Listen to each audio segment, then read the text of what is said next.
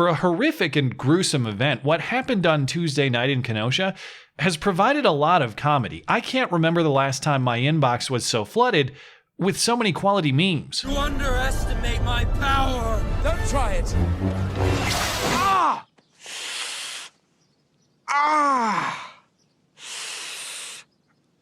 Ah! The only things funnier than the memes, though, are the charges filed against Kyle Rittenhouse, more specifically, the statement of probable cause to support them in the criminal complaint. If you didn't know, you might think this write-up was actually from the defense team. It reads like exoneration, at least on the main charges of murder that the prosecutors are bringing, one for each of the two men killed, 6 charges in total, including reckless endangerment charges and a weapons charge for being a minor in possession of a rifle. Now, it is true, you have some issues with that weapon possession. Also, crossing state lines with that weapon, since Kyle came from Illinois. You also have considerations about whether or not it's justified to defend someone else's property when you're not, in fact, an agent of that property owner. Also, why is a minor out on the streets in this dangerous situation in the first place? These are all valid questions, but they're all questions secondary to the most fundamental one. In this case, do you have a right to defend yourself from violent aggressors or not? Because the footage is pretty clear about who's attacking whom. In the 2 separate shooting incidents, Kyle is fleeing until he can't anymore, and he shoots only those attacking him as a last resort. And the law in Wisconsin is also pretty clear as well. A person is privileged to intentionally use force for the purpose of preventing what the person reasonably believes to be an unlawful interference with his person. Now, I can't show you all the clips because Lord Susan Wiki will have my head. You've likely seen them, but if not, they're linked in the description. But yes, chasing Kyle down the street would be such unlawful interference. Hitting him with a skateboard would be such unlawful interference.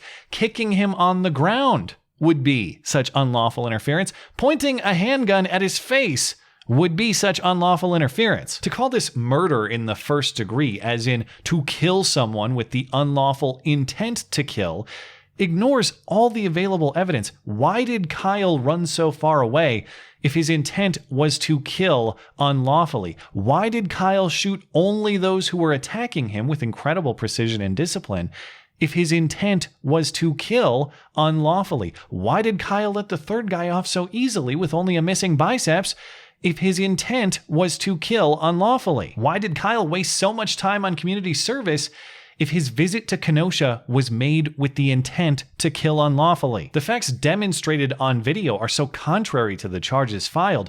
My initial thought was the prosecutors must have some new evidence that the public hasn't seen yet. Maybe Kyle wrote some anti-communist manifesto beforehand that showed his premeditation and intent. Maybe there's demonstration that Kyle actually initiated aggression against the mob, but to call this first-degree murder, there must be something new to show that our fundamental understanding of the case from the video is wrong. And so I read the prosecutor's description of the evidence to support these murder charges, and no, there is nothing. There is no new information offered. In fact, there's key information missing. Kyle's going to be in good hands with the help of Lynn Wood. Nick Sandman's lawyer is doing what he can to get this kid a good defense, but the way the case is looking, he won't need skillful help anyway. For all the accusations and the smearing against Kyle, the only holes bigger than the one in that comrade's arm are the ones the prosecution is blowing in their own case with their negligence and dishonesty. The facts the prosecution presents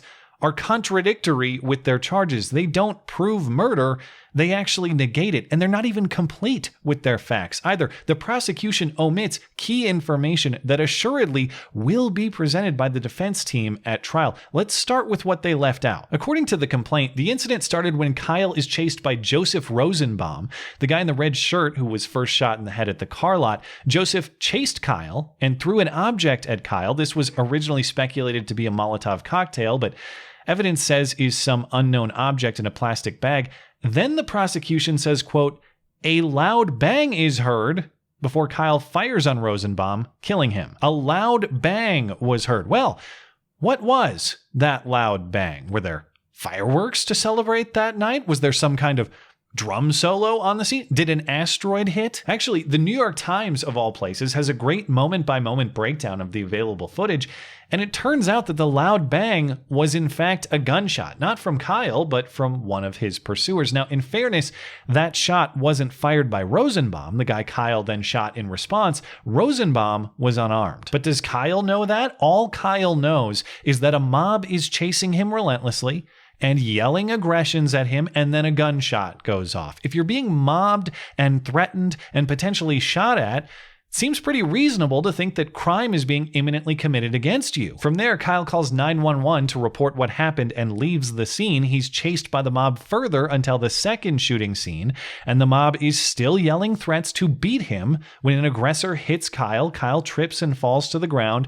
The mob descends upon him, and 2 more men are shot, one fatally and the other disarmed, as in his gun was neutralized by his arm being nearly blown off. The first man shot at this scene was Anthony Huber, the guy playing Skate or Die in real life, and listen to how the complaint characterizes this interaction. Huber has a skateboard in hand. Huber reaches Kyle after chasing him down a city block. Huber tries to grab Kyle's gun, and then Huber's skateboard makes contact with Kyle's shoulder. Makes contact with, as though it was just an incidental grazing. Watch the footage. There's a small windup. There's a clearly intentional hit near Kyle's head.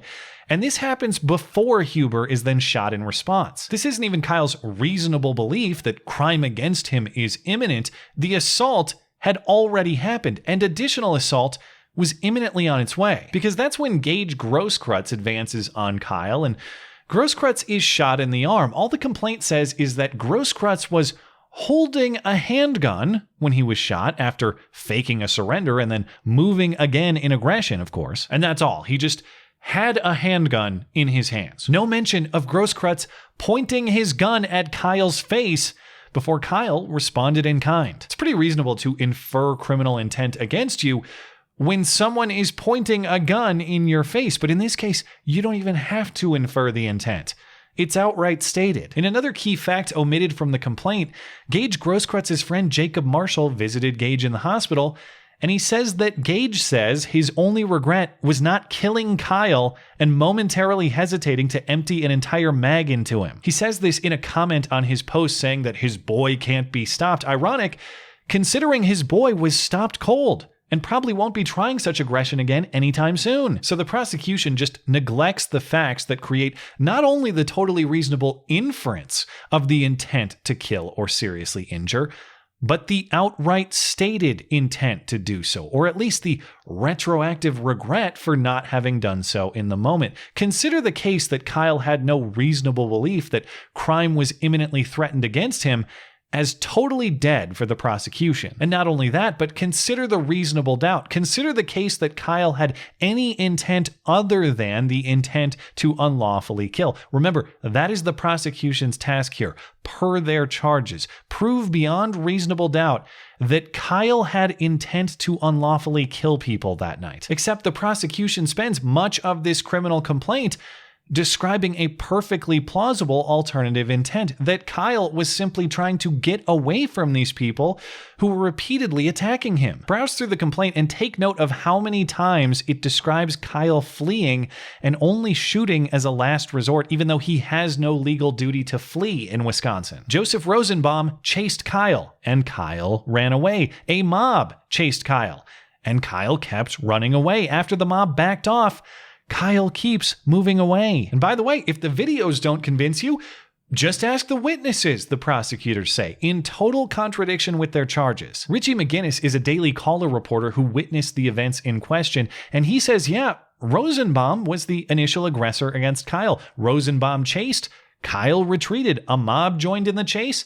and Kyle kept retreating. Kyle only shot when this belligerent attacker tried to grab his gun, according to the witness. I started reading this document expecting the prosecution to provide new information in support of the murder charges. Instead, they provided new information casting doubt on their own charges. New information exonerating Kyle, at least on the charges that he committed murder. So I have no idea what the prosecution is thinking here, other than politically motivated mob placation like we saw with the second-degree murder charge against Derek Chauvin in Minneapolis, and the felony charges against the McCloskeys in St. Louis. There is zero chance of conviction on the central charges in any of these three cases. The facts just don't support them. There are exonerations coming, or at least convictions only on lesser charges, and the attempted appeasement of the mob by overcharging will ironically become fuel for the mob's rage. So if you enjoyed such riot warm-up acts as the mystery body found in the Minneapolis ashes,